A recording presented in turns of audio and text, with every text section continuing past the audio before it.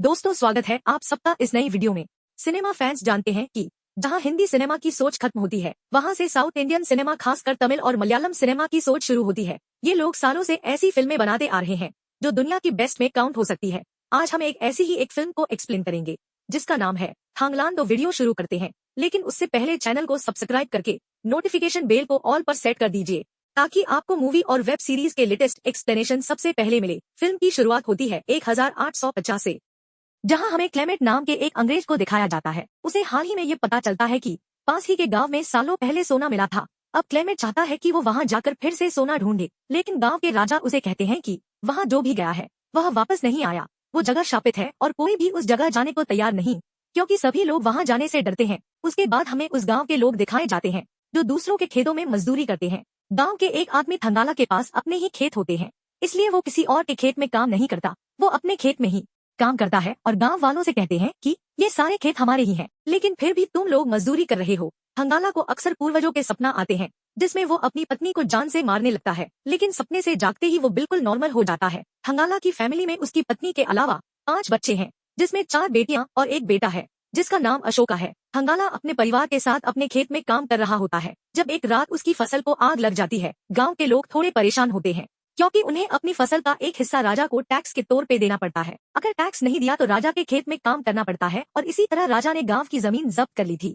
अब थंगाला को भी राजा के खेत में काम करना पड़ रहा था जब तक उसके पैसे वापस नहीं होते। इसी बीच क्लेमेट गांव आता है और लोगों को सोना ढोने के लिए मजदूरी का वादा करता है। थंगाला को ये ऑफर अच्छी लगती है क्योंकि वो अपनी जमीन को छुड़वाना चाहता है। काफी गाँव वाले पहले डरते हैं, लेकिन थंगाला के कहने पर कुछ लोग मान जाते हैं। सफर के दौरान थंगाला को फिर से पूर्वजों के सपने आने लगते हैं। इसी वजह से एक छोटा सा हादसा होता है और सामान बह जाता है। लोग थंगाला को पसंद नहीं करते क्योंकि उसने नदी का रास्ता चुना था, लेकिन फिर वो सब पहाड़ी के पीछे जाना शुरू करते हैं जहां थंगाला के पूर्वज सोना ढूंढा करते थे। रास्ते में इनका सामना एक ब्लैक पैंथर से होता है जो लोगों को जख्मी कर देता है, लेकिन थंगाला उस पैंथर को मार देता है। उसके बाद क्लेमेट और थंगाला की टीम को एक और आक्रामक शक्ति आरती मिलती है जो अपनी शक्तियों से लोगों को मारने लगती है। थंगाला अपने पूर्वजों की तरह शक्तिशाली होता है, इसलिए वो आरती को चोट पहुंचाता है और आरती अपनी टीम के साथ चली आती है। क्लेमेट को एक जगह सोना दिखाई देता है जिससे वो बहुत खुश हो जाता है। थंगाला को उसके काम के लिए जमीन वापस मिल जाती है। गांव वापस आकर थंगाला सबको अपनी कहानी बताता है और लोगों से सोना ढूंढने के लिए चलने के लिए कहता है,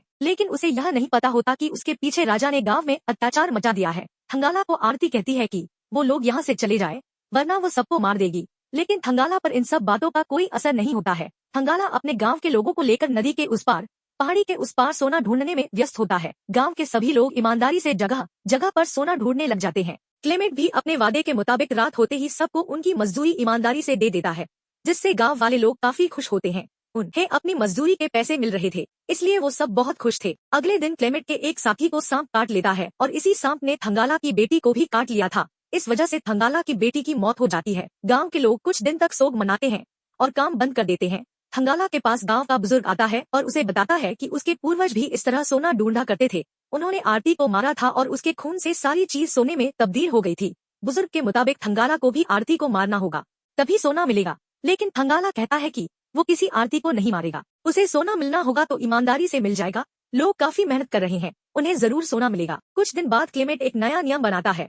वो कहता है कि अगर सोना नहीं मिला तो मजदूरी और खाना भी बंद हो जाएगा। लोग दोबारा से सोना ढूंढने लगते हैं, लेकिन कहीं भी सोना नहीं मिल रहा था। इस वजह से उन्हें मजदूरी भी नहीं मिल रही थी और नहीं खाने का सामान। धीरे धीरे लोग कमजोर होने लगे और उनसे काम भी ठीक से नहीं हो पा रहा था। गांव के सभी लोग पूरी तरह कमजोर हो गए थे।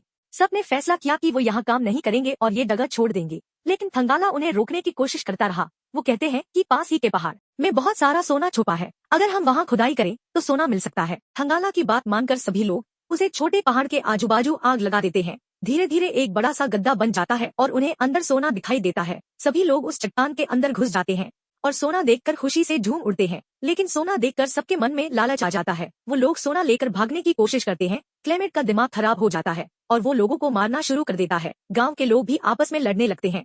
तभी आरती और उसकी टीम वहाँ आ जाती है और लड़ाई शुरू हो जाती है। आरती थंगाला के पास आती है और उसे बताती है कि अब तुम्हें यह समझ लेना चाहिए कि तुम्हारा असली किरदार क्या है। आरती थंगाला को उसके पूर्वजों का फ्लैशबैक दिखाती है। पहले के जमाने में थंगाला के पूर्वज आर्य और कार्तिक शादीशुदा जोड़ा थे जो इस सोने की रखवाली करते थे। जो भी सोना चुराने की कोशिश करता था वो उन्हें मार देते थे। थंगाला को समझ जाता है कि वो सोना चुराने वालों में से नहीं बल्कि सोना बचाने वालों में से है।